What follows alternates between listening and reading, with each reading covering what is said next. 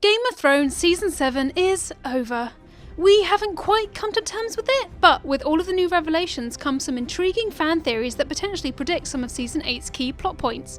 Here are the best, most likely theories that we found. Fair warning, there are tons of spoilers ahead, so if you're not up to date with Game of Thrones, go catch up with our recap videos.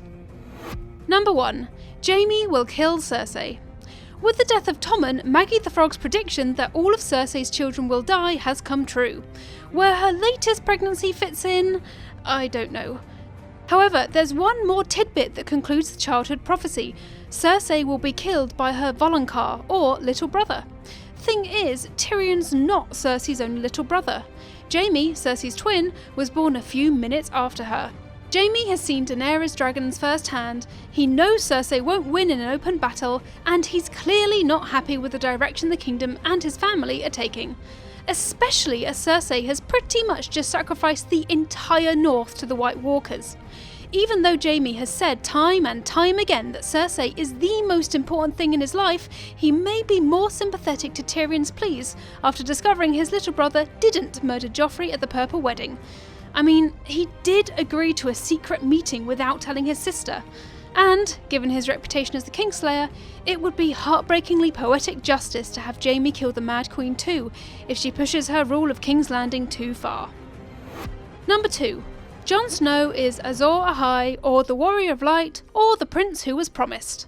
All signs point to Jon being a reborn, legendary figure.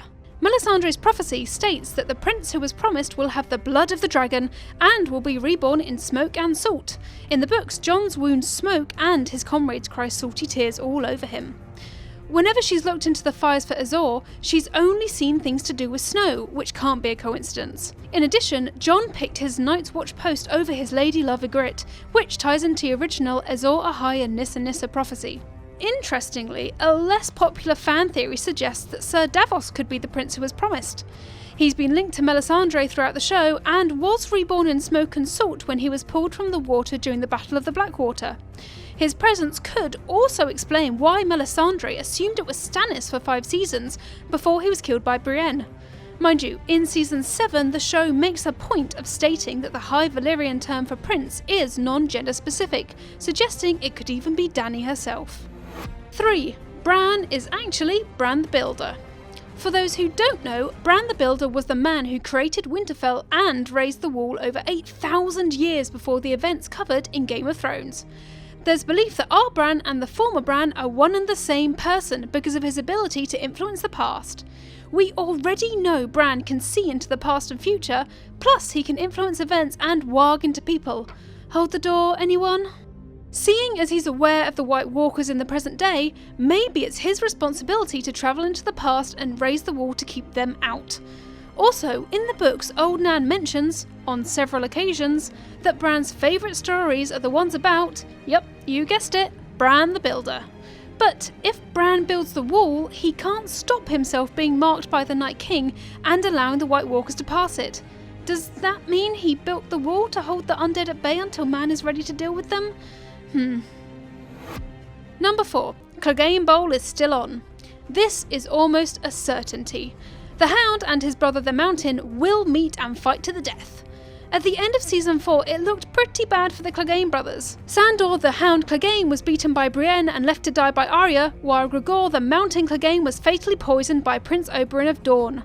However, both of them survived and now they're on a collision course. The Hound is currently teamed up with Jon Snow and the Northmen, but before he was fighting alongside Beric Dondarrion and the Brotherhood Without Banners, who, in the books, were originally sent by Robert Baratheon to kill Gregor Clegane. Wouldn't it be delicious if Sandor finally fulfilled this mission in Season 8 by taking down the undead Gregor once and for all?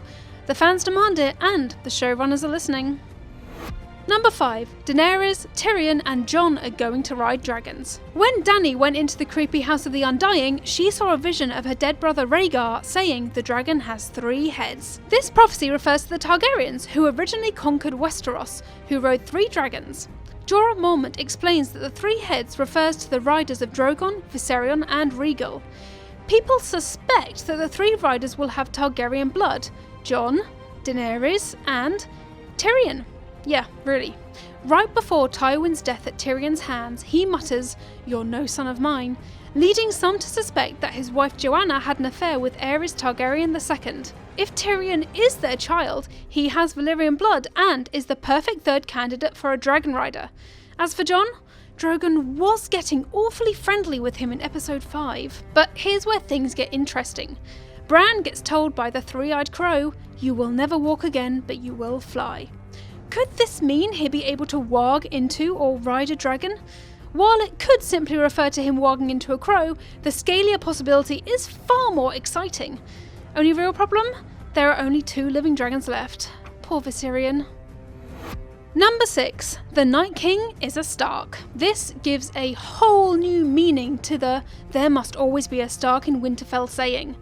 The long night, the generation-long winter that devastated Westeros, ended with the Battle for the Dawn, where dragonglass was used by men and children of the forest to defeat the White Walkers.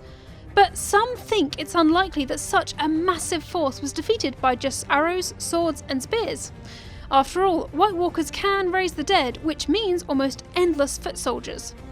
Instead, fans theorise it ended with a pact, that the North would belong to the men as long as there was a Stark in Winterfell.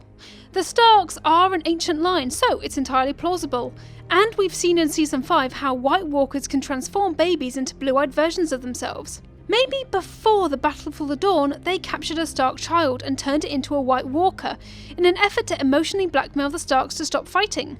The baby would have inherited the Night King title and struck a deal that it would stay away from Winterfell as long as the Starks lived there. But when Theon led the Boltons into Winterfell and made Rickon and Bran flee, he could have broken that ancient pact. Let us know about your favourite fan theories in the comments below, click the boxes on the left for more content from us, and don't forget to hit that big button in the middle for more entertainment news, reviews, previews and features right here on Games Radar Plus.